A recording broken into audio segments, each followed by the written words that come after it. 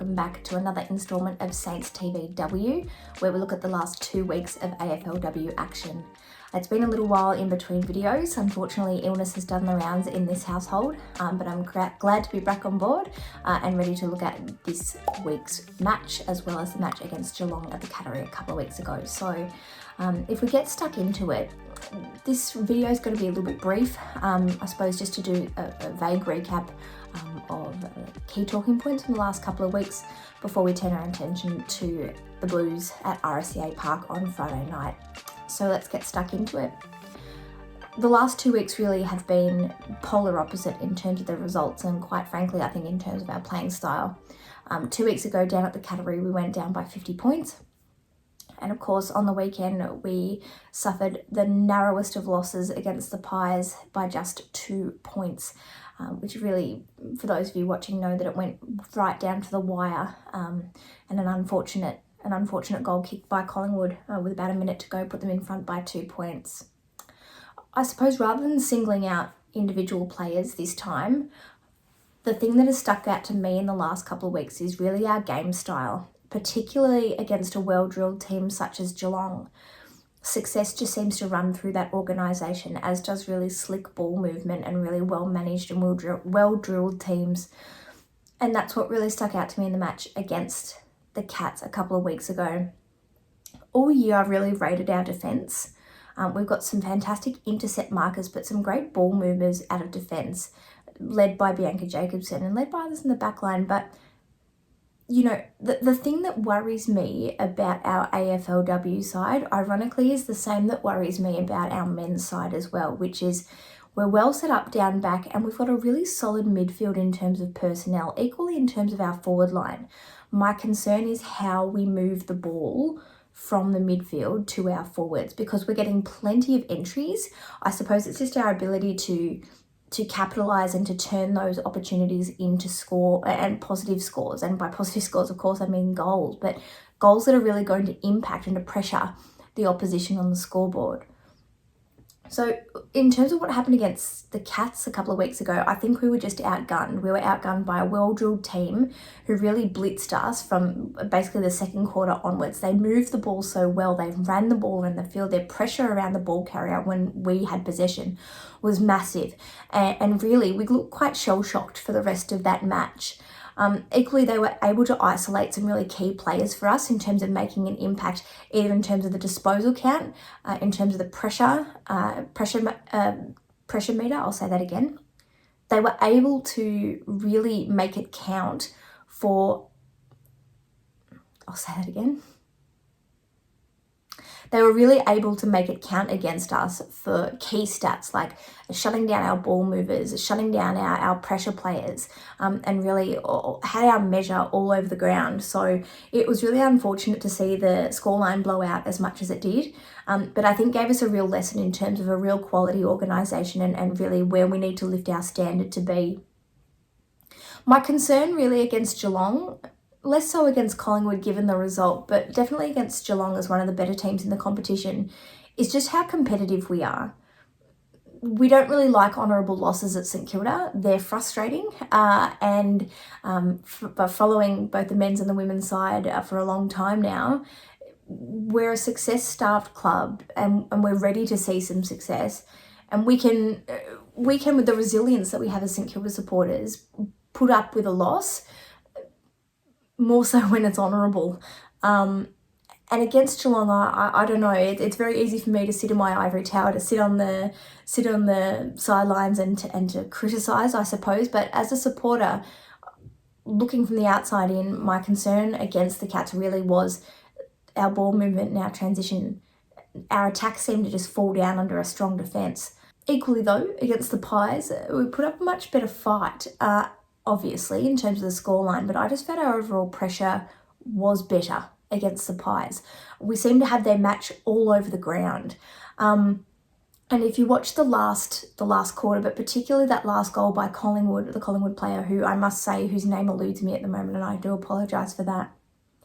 the ball movement in which she got on the end of the handball that led to her kicking the goal was massive. It was a really smart play, and it was opportunistic. That could have easily missed if it was a wayward kick, and all of a sudden we would have been up by a point. So all credit to Collingwood and their ability to finish in that opportunity. But all in all, it was a better performance from us, I felt, in terms of the overall team and the overall game plan of wanting to defend strongly, pressure the ball carrier, but also transition quickly from defence into attack. And that one, I think, was the main improvement that I saw from us, was to transition the ball from defence into attack really efficiently. And I think that's going to make all the difference in the matches that we play in the future.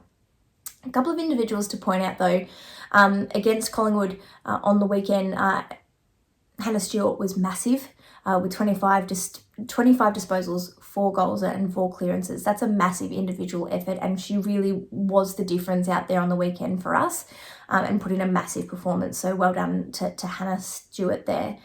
Against the Cats, on what was a pretty dark day for us, Nat Exon really was the player that stood up for us with 16 touches and 8 tackles. Again, a difficult day for us, a pretty dirty day for us, but Nat Exon definitely had a massive game there, which was brilliant. There was a lot, and I try not to read any sort of social media about AFLW. Well, I lie. I read plenty of social media about AFLW. It's the comments that I try to stay away from. There's plenty said about Nicola Stevens on the weekend. Again, people are so quick to judge from sitting in their armchairs and on the sidelines to watch. But being St Kilda supporters, I suppose we don't have to think very far back to a very famous miss that Josh Bruce had in the goal square against Hawthorn. Plenty of others come to mind of players missing very easy goals in the men's competition. And so I suppose for Nicola Stevens to wear a lot of that heat coming from social media, my hope is that no one's reading it, because really this is not something isolated to the women's game. I know Nicola Stevens would be feeling bad enough. We as supporters, of course, will rally around our players and know that accidents happen. It certainly wasn't the difference. And I suppose just wanted to make a point of that, just to say, it's not your fault. The proverbial SH1T happens, and we bounce back. It is what it is. We know as St Kilda supporters that sometimes the result of a match can be literally on the back of a bounce of a ball. So it happens. We move on and we turn our attention to the Blues at Friday night. Just before I talk about Friday night, I just want to point out at the halfway point of the AFLW competition, Kate Schuler is actually leading the Coleman equivalent. So she's leading the goal kickers for the entire league with 10, which is fantastic.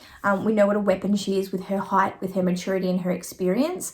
So hopefully that's able to continue for the remainder of the season, so that Kate Schuler will be able to hold on to that leading goal kicker mantle for the season of 2022. So good luck to you, Kate. We know that you are a massive asset for us in the forward line, and not just in the forward line, at both ends of the ground. Your gut running and your efforts are absolutely fantastic. So we're looking forward to what you can bring to the team for the rest of the season.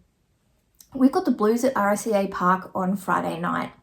It's another challenge for us, but definitely I think a winnable game. I think Carlton are there for the taking at the moment, and I think if the effort that we brought against Collingwood is replicated on Friday night, I really think we're in for a good showing. It's our second home game in a row down at RSEA Park, and it really is a wonderful facility with a brilliant atmosphere. So I really do implore all Saints fans in the area, if you have nothing to do on Friday night, if you're looking to kick on after Friday night work drinks, head down to RSEA Park, head down to Moorabbin. There's a really solid crew starting to get together and set up behind the goals. I know Maddie Marsh and Jake have been down there supporting the girls. So really, if you want to go down with yourself, with your partner, with your kids, your family, for a really exciting night out to support our girls, I really encourage you to do that. But I'm going to leave it there for this week. There's plenty to like from last weekend of footy, plenty to learn from the weekend before, so hopefully we can turn things around against the Blues on Friday night. Personally, I think nothing better than a win against the Blue Baggers. So until next week, thanks for watching. Please don't forget to like and subscribe if these videos are something that you're enjoying. If you'd like to see something done differently or in a different style, please let us know. We're more than receptive to your feedback. But until next week, go Saints.